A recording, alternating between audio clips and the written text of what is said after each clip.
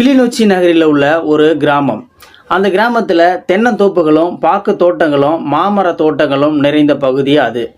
நிலத்தை ஒட்டிய பகுதியில் வீடு கட்டி ஒரு சிறிய குடும்பம் வாழ்ந்து கொண்டு இருந்தது. நடுத்தர வயதை ஒட்டிய ஒரு கணவன் மனைவி, அவர்களுக்கு 10 வயதில் ஒரு பெண் குழந்தை. ஒரு நாள் அந்த வீட்டை சேர்ந்த பெண் தனது வேலைகளை எல்லாம் முடித்துவிட்டு மாடுகளுக்கு புல் அறுப்பதற்காக தென்னந்தோப்புக்குள்ள செல்கின்றாள். அவள் புல் அறுத்து கொண்டு இருக்கும் பொழுது ஒரு குழந்தையின் அழுகுரல் கொஞ்சம் கொஞ்சமாக கேட்கின்றது. அவள் பதட்டத்துடன் எங்கிருந்து வருகின்றது என்று தேட கொஞ்ச நேரத்தில் அந்த குழந்தையின் அழுகுரல் நின்று விடுகின்றது. திரும்பவும் மீண்டும் ஒருமுறை அதே அழுகுரல் கேட்கின்றது. பயத்துடன் அந்த அழுகுரல் வரும் திசையை நோக்கி நடக்கின்றாள்.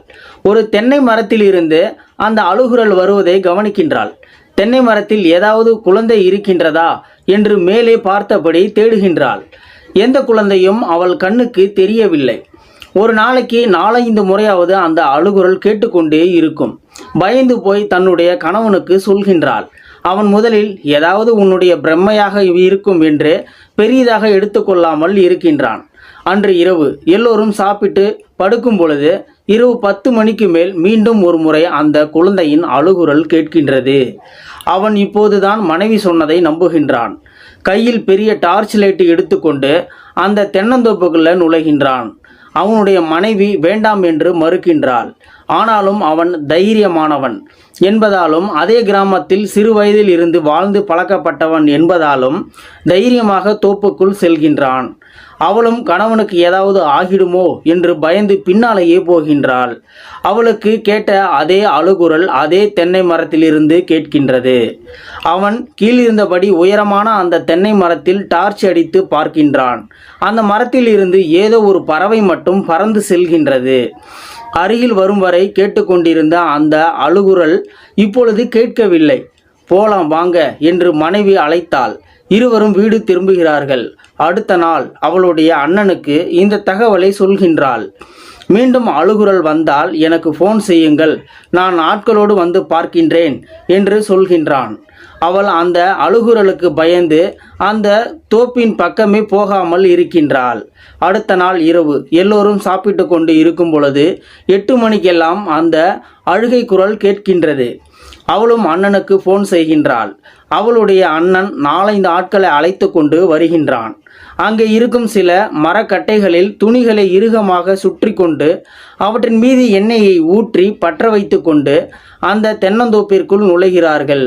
வீட்டில் இருக்கும் பொழுது குறைவாக கேட்கின்ற அந்த அழுகை சத்தம் அருகே செல்ல செல்ல அதிகமாக கேட்கின்றது. பின் கொஞ்ச நேரத்திற்கெல்லாம் முழுவதும் நின்று விடுகின்றது. அந்த குறிப்பிட்ட மரத்தின் அருகில் சென்று தீப்பந்தத்தை காட்டி மேலே சுற்றி சுற்றி பார்க்கிறார்கள். எதுவுமே தெரியவில்லை.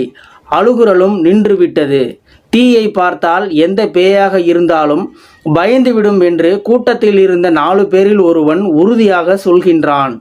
அவன் சொல்லிக்கொண்டு இருக்கும் பொழுது மீண்டும் அழுகுரல் சத்தமாக கேட்க ஆரம்பிக்கின்றது. எல்லோருமே பயந்து விடுகிறார்கள். அந்த இடத்தை விட்டு உடனே ஓடி வந்து விடுகிறார்கள்.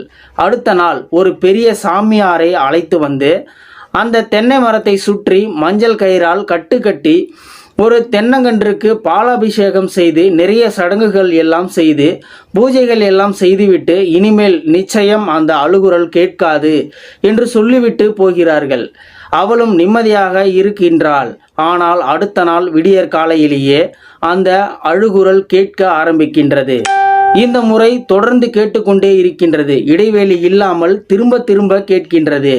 தோப்பின் பக்கம் யாரோ ஆள் நடமாட்டம் இருப்பது போல் அவர்களுக்கு தெரிய பயமாக இருந்தாலும் யாரென்று பார்ப்பதற்காக கொஞ்சம் தைரியத்தை வரவழைத்து கொண்டு போகிறார்கள். அருகில் போக போக மரத்தின் மேல் ஏதோ ஒரு உருவம் இருப்பது போல் தெரிகின்றது. தென்னை ஓலைகளும் மட்டையும் அசைகின்ற சத்தம் கேட்கின்றது.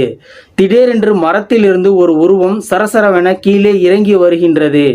இவர்கள் நடுங்கி போய் பார்க்க மரத்திலிருந்து இறங்கிய தேங்காய் பறிக்கும் ஒருவன். ஒன்றும் இல்லைம்மா, 4 நாளுக்கு முன்னாடி தேங்காய் பறிக்க ஏறும்போது போன மேலேயே விட்டுட்டு வந்துட்டு இருக்கேன். எங்கடா காணோம்னு 4 நாளாக தேடிட்டு இருந்தேன். ஒவ்வொரு தோப்பாக போய் ஊரெல்லாம் ஃபோன் பண்ணி தேடிட்டு இருந்தேன். கடைசியில் உங்கள் தோப்புலேயே இருந்திருக்கு என்று அவன் சந்தோஷப்பட, அதற்குள் மீண்டும் அந்த அழுகுரல் ரிங்டோன் ஒலிக்க அதை அட்டெண்ட் செய்து, ஃபோனு கிடைச்சிருச்சுமா, கடைசியில் நம்ம துர்கா அக்கா தோட்டத்தில் தான் இருந்திருக்கு. ஃபோனை பார்த்த பின்னாடி தான் எனக்கு உசிரே வந்திருக்கு என்று அவன் பேசியபடி நடந்து செல்ல, அட பாவிகளா, நல்லா வருவீங்கடா அப்படின்னு அந்த துர்கா பொண்ணு சொல்லிருச்சு. பழைய நோக்கியா ஃபோன் போல இருக்குது, அதனால தான் 4 நாளைக்கும் சார்ஜர் நின்றுருக்கு. வீடியோ பிடிச்சிருந்தா ஒரு லைக் பண்ணிக்கோங்க. இந்த வீடியோ பற்றின கருத்துக்களை கீழே இருக்கிற கமெண்ட் செக்ஷனில் மறக்காமல் சொல்லுங்கள். முடிஞ்ச அளவுக்கு இந்த வீடியோ மற்றவங்களுக்கு ஷேர் பண்ணுங்கள். இது போன்ற வீடியோக்களை நீங்கள் தொடர்ந்து பார்க்கணும் அப்படின்னு நினச்சிங்கன்னா நம்ம சேனலை சப்ஸ்கிரைப் பண்ணிக்கோங்க. மறக்காமல் பெல் சிம்பளையும் கிளிக் பண்ணிக்கோங்க. நன்றி, வணக்கம்.